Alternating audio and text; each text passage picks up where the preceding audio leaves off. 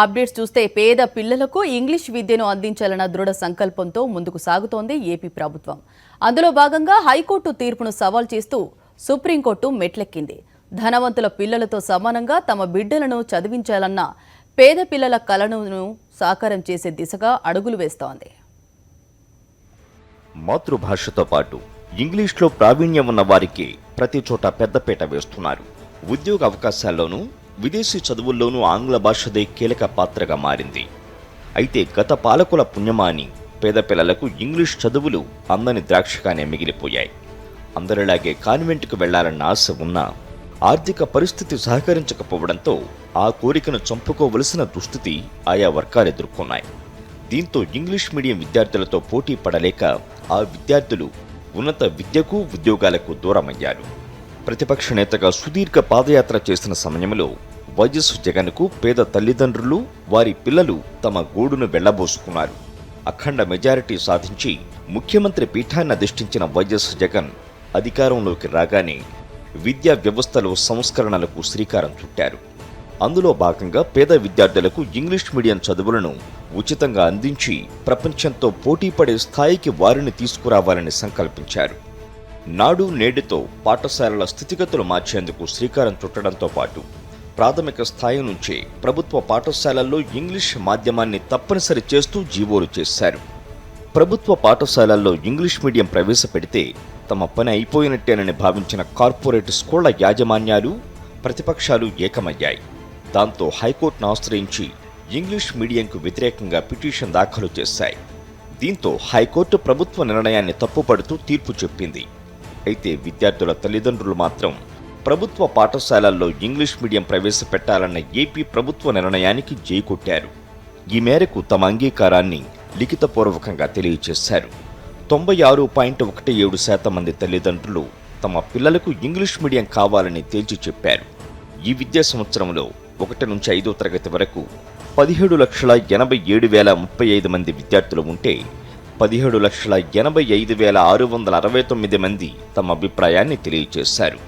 వీరిలో English medium కావాలని పేర్కొంటూ 96.17% మంది అంగీకారం తెలిపారు. 3.05% మంది తెలుగు మీడియాన్ని కోరుకున్నారు.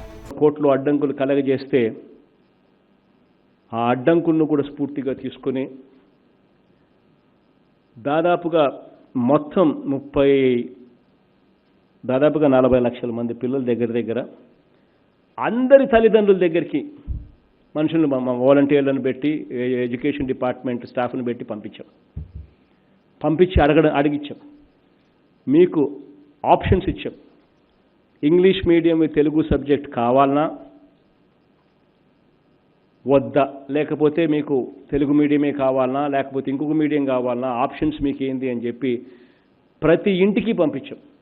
మొత్తం దాదాపుగా 40 లక్షల మంది పిల్లల ఇళ్లకు ఆ తల్లిదండ్రులందరూ ఒక్కొక్క ఒపీనియన్ తీసుకున్నాం. 40 లక్షల ఒపీనియన్ దగ్గర 40 లక్షల ఒపీనియన్లు తీసుకున్నాం. ప్రతి ఇంటికి మనిషిని పంపించి ఆ ఒపీనియన్లు చూస్తే ఆశ్చర్యం కలిగించే విషయం ఇంకోటి ఏం తెలుసా, పేరెంట్ కమిటీస్లో 94% వస్తే ఇండివిజువల్ తల్లిదండ్రులు తమ పిల్లలను ఇంగ్లీష్ మీడియంలోనే చదివించాలి, తెలుగు కంపల్సరీ సబ్జెక్ట్ చేస్తే బాగుంటుంది అని చెప్పిన వాళ్ళు ఏకంగా 96% ఏకంగా రాశారు. దాన్ని ఇప్పుడు తీసుకొని సుప్రీంకోర్టుకు కూడా పోతా ఉన్నాం. సుప్రీంకోర్టులో కూడా ఫైల్ చేసినాం. ఎట్టి పరిస్థితుల్లోనూ కూడా తలరాతలు మారాలి అని అంటే మన పిల్లలకు మంచి చదువులు రావాలి. ఇంగ్లీష్ మీడియం చదువులతో మన బేస్ ఇయర్ మొదలు కావాలి. ఎవరిన్ని కుయుక్తులు పన్నినా సడలని పట్టుదలతో ఇంగ్లీష్ మీడియంపై ముందుకు వెళతామని ఇటీవల ఏడాది ప్రజాపాలనలో విద్యారంగంపై జరిగిన మేధోమథనంలో సీఎం వైఎస్ జగన్ చెప్పారు. హైకోర్టు తీర్పుపై సుప్రీంకోర్టుకు వెళతామని స్పష్టం చేశారు.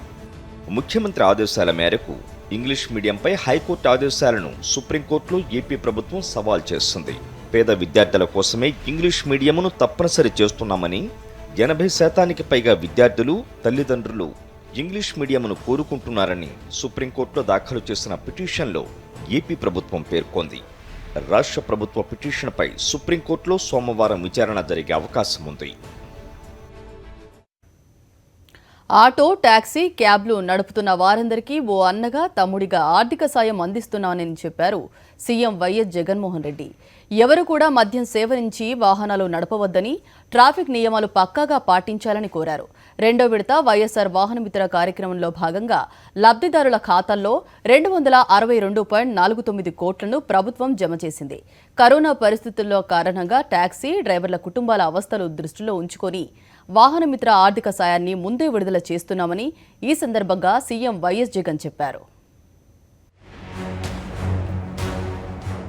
రెండో విడత వైఎస్ఆర్ వాహనమిత్ర ప్రారంభం.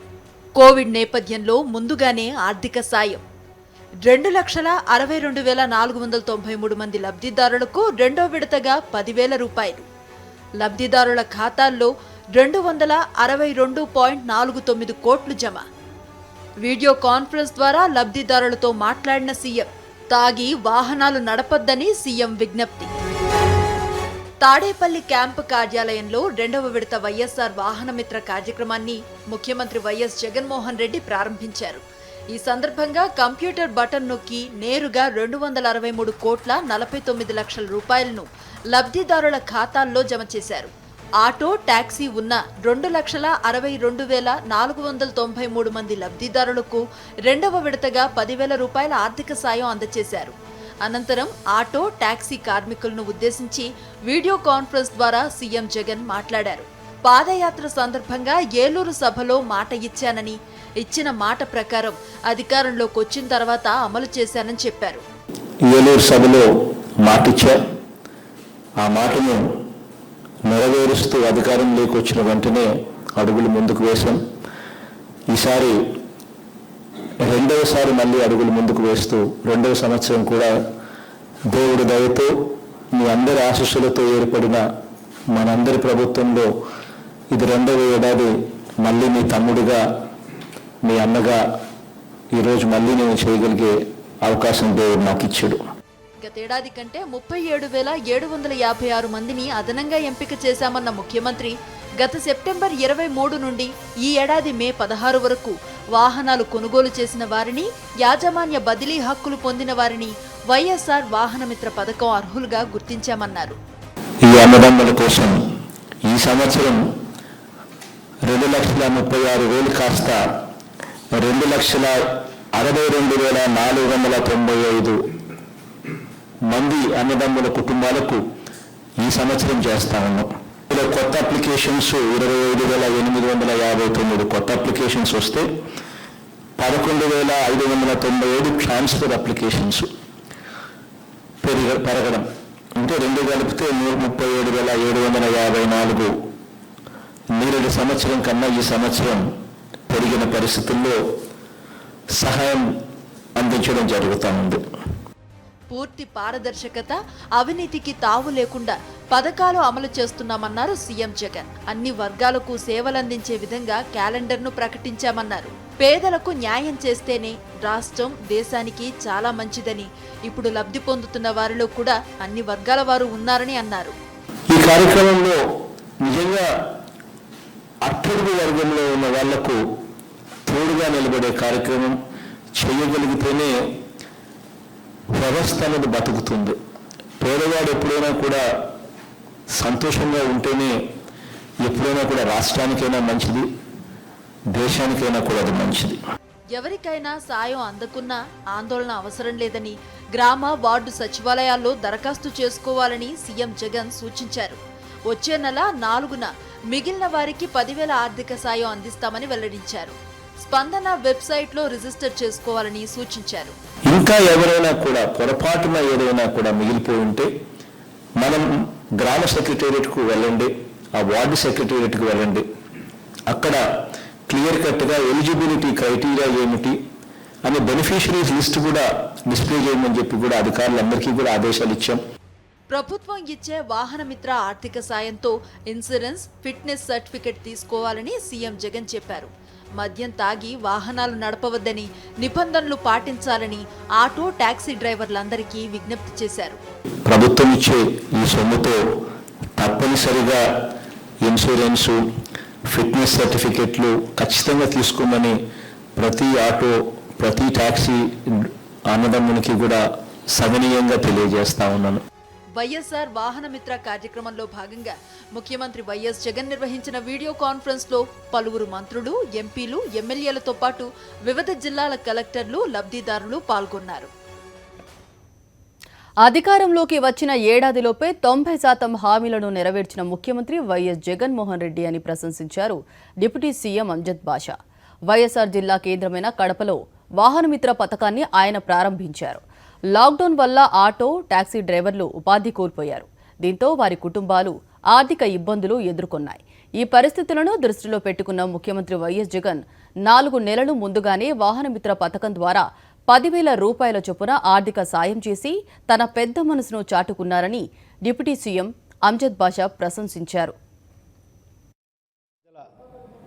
ఆశీస్సులతో మరియు ఏదైతే ఆ భగవంతుని దీవెనతో రాష్ట్రంలో వైఎస్ఆర్ కాంగ్రెస్ పార్టీ ప్రభుత్వం ఏర్పాటు కావడం జరిగింది.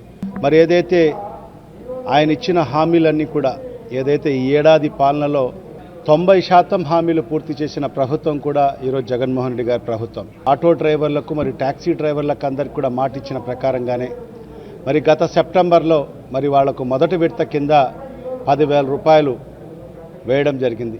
కరోనా మహమ్మారి వల్ల ఈ ఆటో డ్రైవర్లు మరి టాక్సీ డ్రైవర్లు కూడా వాళ్ళు నడపలేని పరిస్థితిలో మరి వాళ్ళ కుటుంబాలన్నీ కూడా నిజంగా చాలా ఇబ్బందికరమైన పరిస్థితులు ఎదుర్కొంటారని ఆలోచించి ఒక మనసున్న ముఖ్యమంత్రిగా 4 నెలల మునుపే మరి 2వ విడత కింద కూడా మరి ఇవాళ ఈరోజు వైఎస్ఆర్ వాహన మిత్ర కింద ప్రతి ఆటో డ్రైవర్కు మరి టాక్సీ డ్రైవర్ కూడా 10,000 వేసే కార్యక్రమం కూడా మరి ఇవాళ గౌరవ ముఖ్యమంత్రి గారి చేతుల మీదుగా ప్రారంభం చేసుకోవడం జరిగింది.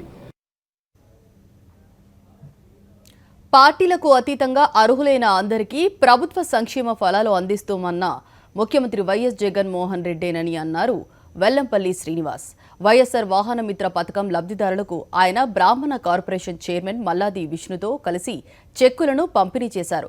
గత ఏడాది కంటే ఈసారి 37,756 మంది వాహనమిత్ర పథకం ద్వారా లబ్ధి పొందారని చెప్పారు. లాక్డౌన్ వల్ల ఆర్థికంగా ఇబ్బందులు ఎదుర్కొంటున్న నేపథ్యంలో ఆటో, టాక్సీ, మ్యాక్సీ డ్రైవర్లకు 4 నెలలు ముందుగానే వాహనమిత్ర పథకం ద్వారా ఆర్థిక చేయూత అందించామని మంత్రి వెల్లంపల్లి తెలిపారు. వైఎస్ఆర్ వాహనమిత్ర ఏదైతే మా ముఖ్యమంత్రి గారు ఆటో డ్రైవర్లు కావచ్చు, ఆటో రిక్షాలు కావచ్చు, ట్యాక్సీస్ కావచ్చు, మ్యాక్స్ క్యాబ్స్ కావచ్చు, వీళ్ళందరికీ కూడా ఎన్నికల ముందు ఏదైతే హామీ ఇచ్చున్నారో ఆ హామీని నెరవేర్చడానికి ఆల్రెడీ ఇప్పటికే ఒకసారి వీటిని ఇవ్వడం జరిగింది. పోయిన సంవత్సరం 2,24,737 మందికి ఇస్తే ఈ సంవత్సరం 2,62,493 మందికి, అంటే ఎడిషనల్గా 37,756 మంది బెనిఫిట్ పెంచే విధంగా ఈ యొక్క అమౌంట్ని అక్టోబర్లో ఇవ్వాల్సింది ఏదైతే లాక్డౌన్ నేపథ్యంలో కోవిడ్-19కి అందరూ కూడా ఇబ్బంది పడుతున్నారు, వాళ్ళకి ప్రభుత్వం నుంచి సహాయం అందిస్తే బాగుంటుంది, ఈరోజు ఆటో కార్మికులందరికీ కూడా ఉపయోగపడుతుందని చెప్పని ఈ కార్యక్రమాన్ని ముందుకు జరిపి దీన్ని ఇవ్వడం అనేది చాలా ఉదారంగా మనందరం కూడా భావించాల్సిన అవసరం ఉంది. చివరి వరకు కూడా మొదటి సంవత్సరంలోనే పథకాల్ని ప్రారంభించి అర్హత ఉన్న ప్రతి వాళ్ళకి కూడా స్టిల్ ఈ రోజుకి కూడా ఎవరైనా అర్హత ఉంటే కనుక పార్టీలకు అతీతంగా వైఎస్ఆర్సీపీ పార్టీకి ఓటు అయిపోయినా పర్లేదు, వారికి అర్హత ఉంటే కనుక ఇవ్వండి అని చెప్పిన ముఖ్యమంత్రి ఈ భారతదేశంలో మన జగన్మోహన్ రెడ్డి గారని చెప్పని మనందరం కూడా భావించాల్సిన అవసరం ఉంది. భారీ ఎత్తున విదేశీ పెట్టుబడులను ఆకర్షించేందుకు ఏపీ ప్రభుత్వం పటిష్టమైన ప్రణాళిక సిద్ధం చేస్తోంది. అందులో భాగంగా దివంగత ముఖ్యమంత్రి వైఎస్ రాజశేఖర రెడ్డి హయాంలో ఏర్పాటు చేసిన multi product SEZ Sri City తరహాలో అన్ని వసతులతో 5 పారిశ్రామిక పార్కులను నిర్మించడానికి సన్నాహాలు చేస్తోంది. ఇందులో భాగంగా పరిశ్రమల శాఖ మంత్రి మేకపాటి గౌతమ్ రెడ్డి అధ్యక్షతన విదేశీ పెట్టుబడులను ఆకర్షించేందుకు ఏర్పాటైన టాస్క్ ఫోర్స్ కమిటీ తొలిసారి భేటీ అయింది. రాష్ట్రంలో పెట్టుబడులు పెట్టేందుకు ఆసక్తి చూపుతున్న దేశాలను గుర్తించి వాటితో చర్చలు జరపాలని సమావేశంలో నిర్ణయించారు. ఆయా దేశాల్లో స్థానికంగా నివసిస్తున్న తెలుగు వారితో ఒక కమిటీ వేయాలని కూడా టాస్క్ ఫోర్స్ నిర్ణయించింది. And this task force recommendations basically ఏంటంటే సెక్టర్ వైజ్ ఒక డొమైన్ లీడర్ని మనం పెట్టుకొని, అలాగే ఏ దేశాల్లో మనం అప్రోచ్ కావాలనుకున్నాం అక్కడ ఆ దేశంలో విల్ క్రియేట్, మన తెలుగు వాళ్ళు చాలామంది ఉన్నారు, అక్కడ వాళ్ళ చేత ఒక లాబీ గ్రూప్ లాగా తయారు చేసుకొని వాళ్ళ ద్వారా plus through our ministry of external affairs embassy ద్వారా we wanted to joint effort and getting this industries అన్నమాట. This is one of the plans we are trying. దాంతోపాటు మనకు వచ్చిన అడ్వాంటేజెస్ కూడా ఉన్నాయి. అంటే ఈ రాష్ట్రానికి ఉండే కాంపిటేటివ్ అడ్వాంటేజెస్ కావచ్చు, స్ట్రాటజిక్ అడ్వాంటేజెస్ కావచ్చు. ఇంతలా కోస్ట్ లైన్ ఉంది, అలాగే మెరీన్ ప్రోడక్ట్స్ ఉంటాయి, తర్వాత హిండర్ల్యాండ్ మనకి మినరల్ డెవలప్మెంట్ చాలా ఉన్నాయి. కాబట్టి ఇవన్నీ కూడా it's going to be coming under the purview of the new next round of development అనమాట. సో ముఖ్యమంత్రి గారు ఈ 4 సంవత్సరాలు కూడా చాలా స్పష్టంగా ఈ రాష్ట్రానికి మాత్రం అసెట్స్ క్రియేషన్స్, అంటే especially industrial assets plus non industrial assets క్రియేషన్లో ఆయన ఉన్నారు. కాబట్టి ఈ ఒక వర్క్షాప్ మాకు చేసుకుని ఆయనకు సబ్మిట్ చేయమని ఈరోజు. విజయవాడలోని కలెక్టర్ క్యాంపు కార్యాలయంలో జిల్లా వ్యవసాయ సలహా కమిటీ తొలిసారి సమావేశం జరిగింది. జిల్లాలో రైతులు ఎదుర్కొంటున్న చర్యలతో పాటు వాటి పరిష్కారానికి చేపట్టాల్సిన చర్యలపై అధికారులు, ప్రజాప్రతినిధులు చర్చించారు. సమావేశంలో జిల్లా కలెక్టర్తో పాటు మంత్రులు పేర్నినాని, వెల్లంపల్లి శ్రీనివాసరావు, బ్రాహ్మణ కార్పొరేషన్ చైర్మన్ మల్లాది విష్ణు, ఎమ్మెల్యేలు కొక్కిలిగడ్డ రక్షణ నిధి, కైలే అనిల్ కుమార్, సింహాద్రి రమేష్ బాబు, దూలం నాగేశ్వరరావు, మొండితోక జగన్మోహన్ రావు, వసంత వెంకటకృష్ణ ప్రసాద్లు పాల్గొన్నారు. సీఎం వైఎస్ జగన్ నూతన అధ్యాయాన్ని మొదలుపెట్టారని ఈ సందర్భంగా చెప్పారు పేర్నినాని. ముఖ్యమంత్రి ఆదేశాల మేరకు రైతుకు ప్రతి అడుగులో అండగా ఉండేందుకు చర్యలు చేపడుతున్నామని వివరించారు. ఆదర్శ రైతుల నుంచి సలహాలు, సూచనలు తీసుకోవడంతో పాటు జిల్లా, మండల స్థాయిలో కమిటీలు ఏర్పాటు చేస్తున్నామని వివరించారు. తొలిసారిగా జిల్లా వ్యవసాయ సలహా కమిటీ కూడా సమావేశమైంది. దీనికి సంబంధించి పూర్తిగా ఈ సమావేశంలో మంత్రులు, ఎమ్మెల్యేలు కూడా జిల్లా స్థాయిలో పాల్గొన్నారు. దీనికి సంబంధించి మంత్రి పేర్నినాని గారు, సార్ చెప్పండి, ఏ విధంగా మొదటిసారిగా సమావేశం అయ్యారు? రైతుల నుంచి కానీ పూర్తిగా నియోజకవర్గాల వారీగా ఎటువంటి సలహాలు ఇచ్చారు? రైతులు కానీ పూర్తిగా ఏ విధంగా అమలు చేయగలరు? జగన్మోహన్ రెడ్డి గారు ఒక నూతన అధ్యాయాన్ని మొదలుపెడుతున్నారు. రైతు ప్రభుత్వంగా, అంటే రైతుకి ప్రతి అడుగులోనూ కూడా ప్రభుత్వం చేదోడి వాదోడిగా ఉండటానికి, అండగా ఉండటానికి అనేక రకాల ప్రోగ్రామ్స్, అనేక రకాల ప్లానింగ్ చేసుకుంటూ వస్తున్నారు. దానిలో భాగంగానే రైతు భరోసా కేంద్రాల ఏర్పాటు, వీటన్నిటితో పాటుగా ఇవాళ ఫార్మర్స్ అడ్వైజరీ మీటింగ్ కూడా, అగ్రికల్చర్ అడ్వైజరీ బోర్డు మీటింగ్ కూడా, అంటే జిల్లా స్థాయిలో ప్రోగ్రెసివ్ ఫార్మర్స్ని తీసుకుని అన్ని నియోజకవర్గాల నుంచి, అలాగే అన్ని డిపార్ట్మెంట్స్ నుంచి, అంటే అగ్రికల్చర్, హార్టికల్చర్, సెరికల్చర్, ఫిషరీస్ కానీ, మార్కెటింగ్ కానీ, ఇట్లా అన్ని డిపార్ట్మెంట్స్ని జిల్లా స్థాయిలో ఆఫీసర్ని, అలాగే ఫార్మర్ని చైర్మన్గా పెట్టి, ఒక మంత్రిని ఆనరీ చైర్మన్గా పెట్టి, జిల్లా కలెక్టర్ కన్వీనర్గా ఉంటారు. అట్లాగే జిల్లాలో ఉన్నటువంటి శాసనసభ్యులందరూ కూడా మెంబర్లుగా ఉంటారు. ఇలా ఫార్మర్స్ నుంచి ఫార్మరే చైర్మన్గా ఉంటాడు, రైతే చైర్మన్గా ఒక కమిటీని ఏర్పాటు చేసి రైతుల నుంచి జిల్లా స్థాయిలో, అలాగే మండల స్థాయిలో కూడా ఒక రైతు చైర్మన్గా ఉంటారు, ఎమ్మెల్యే హానరీ చైర్మన్గా ఉంటారు, మండల స్థాయి అధికారులందరూ కూడా అందులో సభ్యులుగా ఉంటారు. అలాగే పంచాయతీ సర్పంచ్లు కానీ, ఎంపీటీసీలు కానీ వాళ్ళు కూడా మెంబర్లుగా ఉంటారు. వీళ్ళందరినీ పెట్టి ఫార్మర్స్ నుంచి అడ్వైస్ తీసుకొని మండల స్థాయి నుంచి ఇలాగే జిల్లా స్థాయి కానీ, ఇది మొదలుగా ఇక్కడ మీటింగ్ జరిగింది. ఫార్మర్స్ చాలామంది వారి సూచనలు చెప్పడం జరిగింది, వారి అనుమానాలని లేవనెత్తడం జరిగింది, దానికి సమాధానాలు చెప్తున్నారు అధికారులందరూ కూడా. అలాగే గడిచిన 2 సంవత్సరాల నుంచి కొన్ని రకాల విత్తనాలు, వరి విత్తనాలు రైతు అమ్ముకుంటాకి ఇబ్బందికరమైన పరిస్థితులు, అంటే ఎక్కువగా నూకైపోవటం కానీ, మచ్చ రావటం కానీ జరుగుతున్న విత్తనాలు కొన్ని ఉన్నాయి. ఈ 1075, 1053, 1056, 1153, 1156 ఇట్లాంటి అన్ని రకాల విత్తనాలు ఉన్నాయి. వాటన్నిటినీ కూడా రైతుకి గిట్టుబాటు అవ్వదు, అది కొనుగోలు చేయడానికి ఇబ్బందులు వస్తాయి. కాబట్టి ఆ విత్తనాలని ఆపి దానికి ప్రత్యామ్నాయ విత్తనాలను కూడా ప్రభుత్వం డిక్లేర్ చేసింది. వాటిని విస్తృతంగా ప్రచారం చేయటంలో కానీ, ప్రతి స్టేజ్లో, అట్లాగే మామిడి రైతుల గురించి కానీ, సెరికల్చర్ గురించి కానీ, ఇట్లా ప్రతి వ్యవసాయం గురించి రైతుల ఫార్మర్స్ అన్నీ కూడా వాళ్ళ సూచనలు, అనుమానాలు చెప్పటం, దానికి ప్రభుత్వం వారి దగ్గర సలహాలు ఉంటే చెప్పటం, లేదా దాన్ని అధిగమించడానికి పై స్థాయిలో వెంటనే మాట్లాడటం, దానికి కావాల్సినటువంటి నిర్ణయాలు కానీ, అనుమతులు కానీ తీసుకోవటం. అట్లాగే యాంత్రిక, అంటే కూలీల రేట్లు కూడా పెరిగిపోవటం, మనుషుల లభ్యత కూడా తగ్గుతున్న పరిస్థితుల్లో, వ్యవసాయం చేయడం కష్టంగా ఉన్న పరిస్థితుల్లో యంత్రాలు కూడా రైతు కొనుక్కోలేడు. కాబట్టి చిన్న రైతులు ప్రభుత్వమే యంత్రాలని కొనుగోలు చేసి యంత్రాలని అద్దె ప్రాతిపదికన, గంటల లెక్కన అద్దె ప్రాతిపదికన ఇచ్చేదానికి కూడా ఈ రైతు భరోసా కేంద్రాల దగ్గర ప్రభుత్వం ఈ సంవత్సరం నుంచి కూడా ఏర్పాటు చేస్తుంది.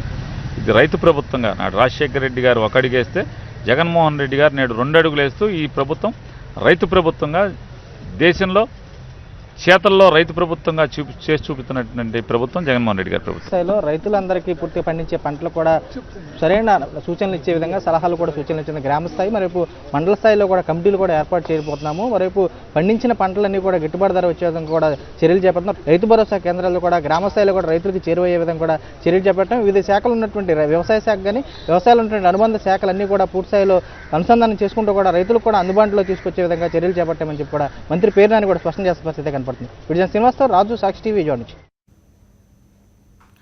లాక్డౌన్ నిబంధనలను కేంద్ర ప్రభుత్వం సడలించడంతో ఈ నెల 8 నుంచి అంతరాష్ట్ర బస్సు సర్వీసులను నడిపేందుకు ఏపీ ప్రభుత్వం సన్నాహాలు చేస్తోంది. ఈ మేరకు రాష్ట్ర బస్సు సర్వీసులను అనుమతించాలంటూ తెలంగాణ, కర్ణాటక, ఒడిశా ప్రభుత్వాలకు రాష్ట్ర ప్రభుత్వ ప్రధాన కార్యదర్శి నీలం సాహ్ని లేఖ రాశారు. మరోవైపు ఏపీ ఎస్ఆర్టీసీ కూడా అంతరాష్ట్ర సర్వీసులు తిప్పేందుకు సన్నాహాలు చేస్తోంది. ప్రభుత్వం నుండి అనుమతి రాగానే సోమవారం నుంచి బస్సు సర్వీసులు ప్రారంభమయ్యే అవకాశం ఉంది. కృష్ణానది యాజమాన్య బోర్డు కీలక ప్రకటన చేసింది. కృష్ణా నీటిని ఏపీ, తెలంగాణ గతేడాది మాదిరిగానే 66.34% మేరకు వాడుకోవాలని సూచించింది. శ్రీశైలం నుంచి 50.50 నిష్పత్తిలో విద్యుత్ వినియోగించుకోవాలని చెప్పింది. వరద జలాల అంశాలను కమిటీ పరిశీలిస్తోందని, అన్ని ప్రాజెక్టులకు సంబంధించిన డీపీఆర్లు సమర్పించాలని 2 రాష్ట్రాలను కోరామని కృష్ణానది బోర్డు చైర్మన్ పరమేశన్ తెలిపారు. ఏపీ ప్రాజెక్టులపై తెలంగాణ ప్రభుత్వం వ్యక్తం చేసిన అభ్యంతరాలపై ఏపీ సర్కార్ ధీటుగా కౌంటర్ ఇచ్చింది. అదే సందర్భంలో తెలంగాణ నిర్మిస్తున్న ప్రాజెక్టులపై తన అభ్యంతరాలను బోర్డుకు వివరించింది. States have stated that they would submit the DPRs with due permission from their respective state governments. There was discussion regarding sharing of water during the current water year. In the last 3 years, the water was shared in the ratio of 66 and 34 between Andhra Pradesh and Telangana, excluding minor irrigation and diversion of Godavari waters. This year, they have agreed to continue the same ratio of sharing till finalization of decision regarding minor irrigation and diversion of Godavari waters to Krishna River. They have agreed to make available necessary funds to go ahead with implementation of telemetry phase 2. Regarding a power sharing at Srisailam project between Andhra Pradesh and Telangana, it was agreed to share in the ratio of 50-50 between AP and Telangana during the current year. This is same as the previous years. తెలంగాణలో corona బాధితులు అంతకంతకు పెరిగిపోతున్నారు. రాష్ట్రంలో కొత్తగా 127 corona positive కేసులు నమోదయ్యాయి. దీంతో మొత్తం కేసుల సంఖ్య 3147కు చేరింది. తాజా కేసులో జీహెచ్ఎంసీ పరిధిలో 110, రంగారెడ్డిలో 6, ఆదిలాబాద్ జిల్లాలో 7, మెడ్చల్లో 2, సంగారెడ్డి, ఖమ్మం జిల్లాలో 1 చొప్పున నమోదయ్యాయి. గడిచిన 24 గంటల్లో కరోనా వైరస్తో 6 మరణించగా మొత్తం మృతుల సంఖ్య 105కు చేరింది. కాగా కరోనా నుంచి కోలుకున్న వారి మొత్తం సంఖ్య 1587కు చేరింది. ప్రస్తుతం రాష్ట్ర వ్యాప్తంగా 1455 యాక్టివ్ కేసులున్నాయి. తెలంగాణలోని వైద్య సిబ్బందికి కంటి మీద కునుకు లేకుండా చేస్తోంది కరోనా. ఉస్మానియా వైద్య కళాశాలల అనుబంధ ఆసుపత్రులతో పాటు నిమ్స్లో ఒకరి తర్వాత ఒకరు వైరస్ బారిన పడుతున్నారు. ఇప్పటి వరకు 48 మంది వైద్యులకు కరోనా వైరస్ సోకడం ఆందోళన కలిగిస్తోంది. మరోవైపు ఈ వ్యవహారంపై విచారణ జరిపిన రాష్ట్ర హైకోర్టు వైద్య సిబ్బంది వైరస్ బారిన పడకుండా తీసుకుంటున్న చర్యలపై నివేదిక అందించాలని ప్రభుత్వాన్ని ఆదేశించింది. ఇంతకు వైద్య సిబ్బంది కరోనా బారిన పడ్డానికి కారణాలేంటి? ప్రభుత్వ నిర్లక్ష్యమా లేక వైద్యుల అజాగ్రత్త?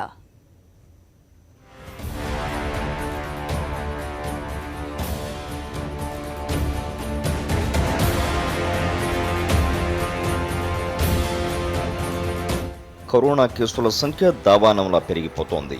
తెలంగాణలో ఇప్పటికే కరోనా పాజిటివ్ కేసుల సంఖ్య 3100 దాటిపోయింది.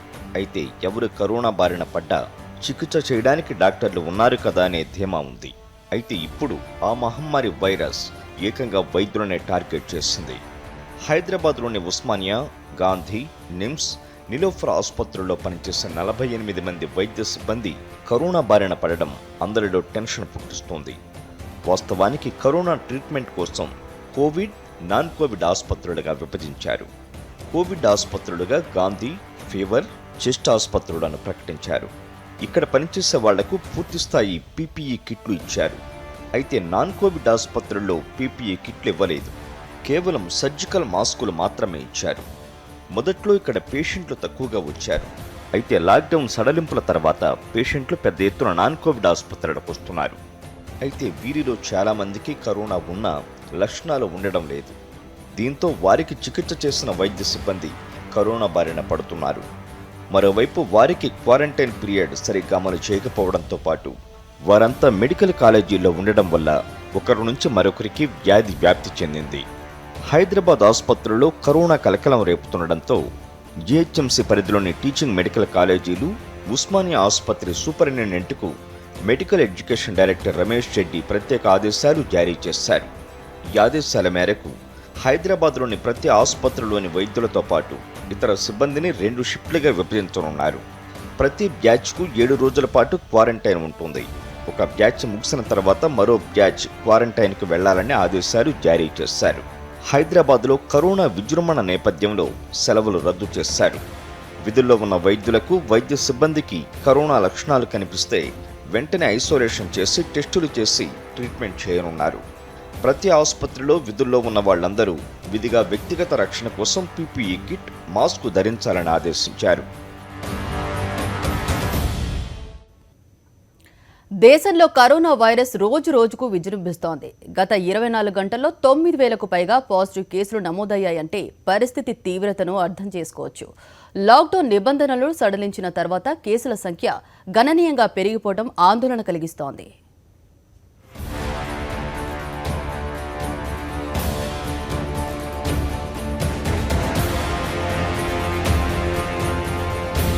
భారత్లో కరోనా తీవ్రత పెరుగుతూనే ఉంది. గత కొన్ని రోజులుగా రికార్డు స్థాయిలో పాజిటివ్ కేసులు బయటపడుతున్నాయి. గత 24 గంటల్లో అత్యధికంగా 9,304 కేసులు నమోదయ్యాయి. భారత్లో కరోనా వెలుగు చూసిన తర్వాత ఒక రోజులో ఇన్ని కేసులు నమోదు కావడం ఇదే తొలిసారి. ప్రస్తుతం దేశంలో కోవిడ్-19 బారిన పడ్డ వారి సంఖ్య 2,16,000 దాటిపోయింది. లాక్డౌన్ నిబంధనల సడలింపు తర్వాత పాజిటివ్ కేసులు కొద్ది రోజుల్లోనే గణనీయంగా పెరిగిపోయాయి. తొలి 1,00,000 కేసులకు దాదాపు నెల రోజులు పడితే మరో 1,00,000కు 2 వారాల లోపే సమయం పట్టిందంటే కేసుల తీవ్రతను అర్థం చేసుకోవచ్చు. అటు కోవిడ్ మరణాల సంఖ్య కూడా పెరుగుతూ వస్తోంది. ఇప్పటి వరకు కోవిడ్ బారిన పడి మరణించిన వారి సంఖ్య 6,000 దాటింది. గత కొన్ని రోజులుగా ప్రతిరోజు సగటున 200కు పైగా మరణాలు సంభవిస్తున్నాయి. కేసుల సంఖ్య రెట్టింపైనట్లుగానే మరణాల సంఖ్య కూడా 17 రోజుల్లోనే రెట్టింపవడం ఆందోళన కలిగిస్తోంది. దేశంలో మహారాష్ట్రలో అత్యధికంగా కేసులు నమోదవుతున్నాయి. మహారాష్ట్రలో ప్రస్తుతం కరోనా కేసుల సంఖ్య 74,000 దాటిపోయింది. 25,000కు పైగా కేసులు నమోదైన తమిళనాడు 2వ స్థానంలో ఉండగా ఢిల్లీ, గుజరాత్ తర్వాతి స్థానాల్లో నిలిచాయి. ఢిల్లీలో 23,000కు పైగా కేసులు నమోదు కాగా గుజరాత్లో కేసుల సంఖ్య 18,000 దాటింది. మరణాల సంఖ్యలోనూ మహారాష్ట్రనే టాపులో కొనసాగుతోంది. ఇదిలా ఉంటే కోవిడ్ కేసుల సంఖ్య అత్యధికంగా నమోదైన దేశాల జాబితాలో ప్రస్తుతం భారత్ 7వ స్థానంలో ఉంది. 6వ స్థానంలో కొనసాగుతున్న ఇటలీకి భారత్ చేరువలో ఉండగా జర్మనీ 1,80,000కు పైగా కేసులతో 8వ స్థానంలో నిలిచింది. అటు కరోనా మరణాల్లోనూ భారత్ 12వ స్థానానికి చేరింది. కరోనా మరణాల జాబితాలో కెనడా 11వ స్థానంలో ఉండగా నెదర్లాండ్స్ 13వ స్థానంలో కొనసాగుతోంది.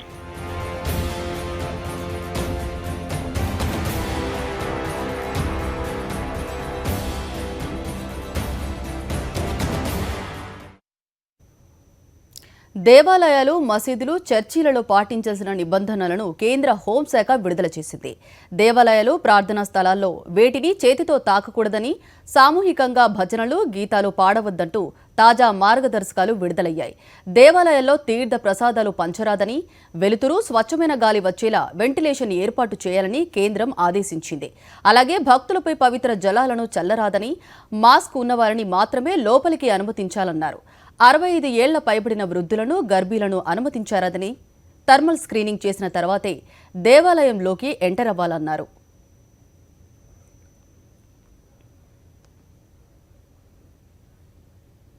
పరిగెడుతున్న రైలులో పాల కోసం గుక్కపెట్టి ఏడుస్తున్న ఓ 4 ఏళ్ల చిన్నారికి పాల ప్యాకెట్ను అందించింది. రియల్ హీరోగా మారాడు ఓ ఆర్పీఎఫ్ కానిస్టేబుల్. ఆ కానిస్టేబుల్ మానవతా దృక్పథానికి కేంద్ర మంత్రి పీయూష్ గోయల్ కూడా ముగ్ధులయ్యారు. నిజమైన హీరో అంటూ ట్విట్టర్ వేదికగా పొగడ్తలతో ముంచెత్తారు.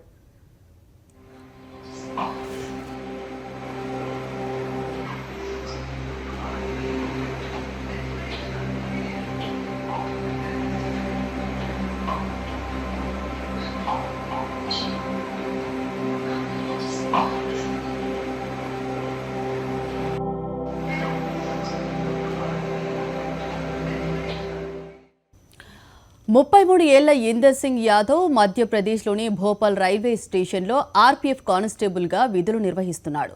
లాక్డౌన్ నేపథ్యంలో వలస కూలీల కోసం బెల్గాం నుంచి గోరఖ్పూర్కు వెళుతున్న శ్రామిక్ రైలు అక్కడికి చేరుకుంది. అదే రైల్లో హసీన్ హాష్మీ తన భార్య షరీఫ్ హాష్మీ 4 ఏళ్ల చిన్నారితో కలిసి గోరఖ్పూర్లోని సొంతూరుకు వెళుతున్నాడు. అప్పటికే పాల కోసం 4 ఏళ్ల చిన్నారి గుక్కపట్టి ఏడుస్తున్నాడు. మధ్యలో 2-3 రైల్వే స్టేషన్లలో రైలు ఆగినా వారికి పాలు దొరకలేదు.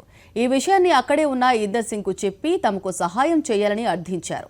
వెంటనే స్పందించిన ఇందర్ సింగ్ రైల్వే స్టేషన్ బయటకు పరిగెత్తి ఓ షాపులో పాల ప్యాకెట్ను కొని మళ్లీ పరిగెత్తుకొచ్చాడు. కానీ అప్పటికే రైలు కదిలిపోయింది. కానీ ఇందర్ సింగ్ మాత్రం ఒక్క క్షణం కూడా ఆలోచించకుండా రైలు వెంట పరిగెత్తుతూ చివరికి ఎలాగోలా షరీఫ్ హాష్మీకి కిటికీలో నుంచి పాల ప్యాకెట్ను అందించాడు.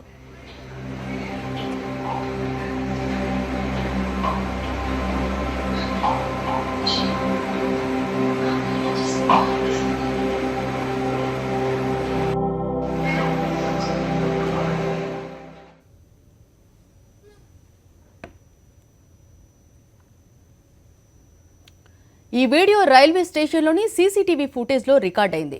ఇప్పుడు ఇందర్ సింగ్ రియల్ హీరోగా మారిపోయాడు. ఈ ఘటన మే 31న జరిగింది. ప్రస్తుతం ఈ వీడియో సోషల్ మీడియాలో వైరల్గా మారింది.